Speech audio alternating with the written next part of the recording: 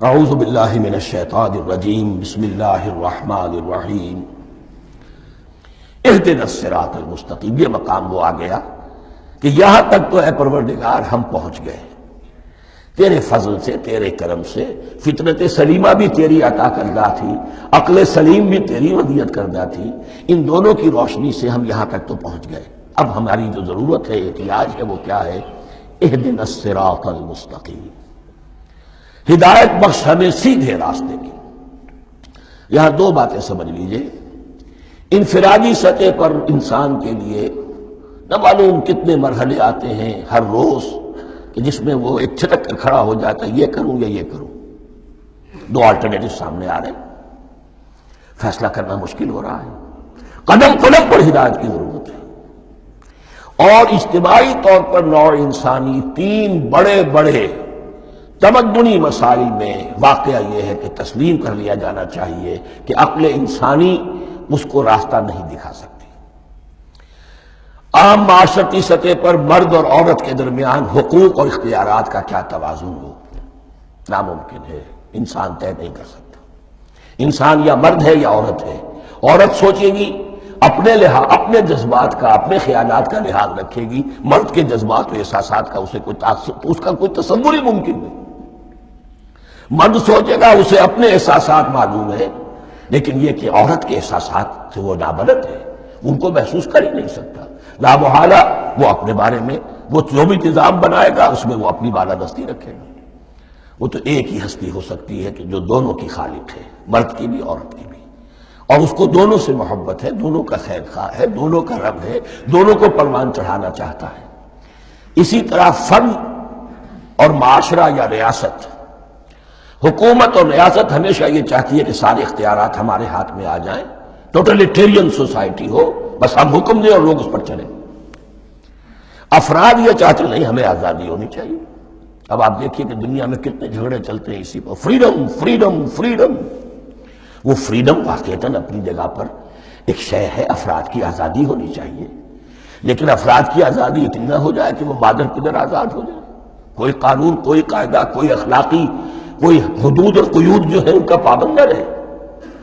تو اب کہاں ہے وہ نقطہ اعتدال کہ جس میں انسان کی انفرادی آزادی، انفرادی اختیار اور ادھر اجتماعی مصلحتیں جو ہیں ان کو بیلنس کیا جا سکے؟ انسان طے نہیں کر سکتا، صرف اللہ ہی اس کے لیے نظام دے سکتا ہے۔ تیسرا مسئلہ ہے سرمایہ اور محنت، اس میں کیا توازن ہو؟ سرمایہ اور محنت دونوں مل کر کچھ بنا رہے ہیں، کچھ پروڈیوس کر رہے ہیں۔ اب اس میں نفع جو ہوا ہے اس میں سرمایہ کا کتنا حصہ ہونا چاہیے اور لیبر کا کتنا ہونا چاہیے، کون طے کر سکتا؟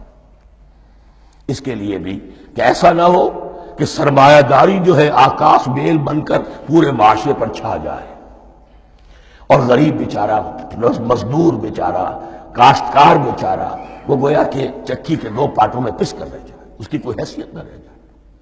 لیکن یہ کہ دوسری طرف اگر یہ کہ مزدور کا جو حق ہے اس سے زیادہ اس کو دے دیا جائے تو سرمایہ جو ہے وہ سکڑ جائے گا، شائی ہو جائے گا، وہ پھر میدان میں نہیں آئے گا۔ کیا کیا جائے؟ کون سا نقطہ عدل و اعتدال ہے؟ یہ تین مسائل ایسے ہیں، اہدنا الصراط المستقیم۔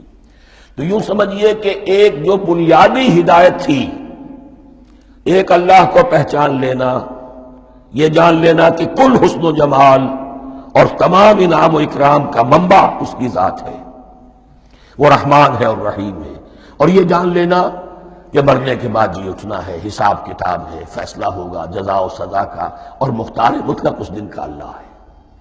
پھر یہ عہد کر لینا ایاک نعبد و ایاک نستعین۔ اس کے بعد دعا، پروردگار ہمیں ہدایت پر قائم رکھ، ہماری ہدایت میں اضافہ فرما۔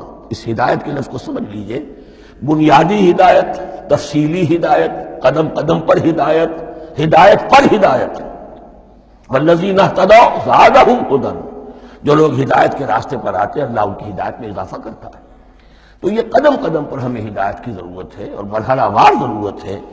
ہدایت اس کو بھی کہتے ہیں کہ کسی نے آپ سے کوئی پتہ پوچھا، آپ نے کہا ادھر جانا، پھر دوسری گلی میں مڑنا، پھر جانا دو تین لائٹیں چلے جانا، پھر مڑنا، وغیرہ وغیرہ، یہ بھی ہدایت ہے، نظری طور پر آپ نے بتایا ہے۔ ایک ہدایت یہ ہوئی کہ بھائی میں چلتا ہوں آپ کے ساتھ، میں آپ کو وہاں تک پہنچا دوں گا تاکہ آپ کو دقت نہ ہو. آپ نے منزل تک پہنچا دیا. ان دونوں کے درمیان، یہ تو میں نے ایک فرد کی مثال دی ہے، اللہ اور بندے کے درمیان نہ معلوم کتنے مراحل ہیں ہدایت کے. تو کسی وقت بھی انسان اپنے آپ کو ہدایت خداوندی سے مستغنا نہیں سمجھ سکتا، اور نہیں تو پروردگار جو ہدایت دی ہے اس کو ہدایت پر قائم رکھ. کیا پتہ شیطان کا کوئی حملہ، کیا پتہ ہمارے نفس کی کوئی شرارت کسی ایسے رخ پر ہمیں ڈال دے کہ اب تک کی ساری کمائی بھی ضائع ہو جائے. لہذا یہ نہ سمجھیے کہ جب یہ ساری چیزیں ان کو معلوم تھی، وہ ان چیزوں کا تو اقرار کر رہے تو اب ہدایت کون سی مانگ رہے ہیں. تو ہدایت کا تو بڑا میدان کھلا ہوا ہے، اور اس ہدایت کی وہ جو میں نے آخری شکل آپ کو بتائی ہے کہ منزل مقصود تک پہنچا دے، یہ ہدایت بھی قرآن مجید میں اس معنی میں بھی لفظ آیا ہے کہ اہل جنت جب جنت میں داخل ہوں گے تو جو ترانہ حمد ان کی زبان پر اس وقت ہوگا وہ کیا ہے؟ الحمدللہ الذی ہدانا لہذا وما کننا لنہتدی لولا ان ہدانا اللہ. کل شکر اس اللہ کا جس نے ہمیں یہاں تک پہنچا دیا، ہدایت دی یہاں تک پہنچا دیا، اور ہم ہرگز نہ پہنچ پاتے، ہم ہرگز ہدایت یافتہ نہ ہو سکتے اگر اللہ ہی ہمیں ہدایت نہ دیتا. اہدنا الصراط المستقیم، سیدھا راستہ. صدق اللہ العظیم.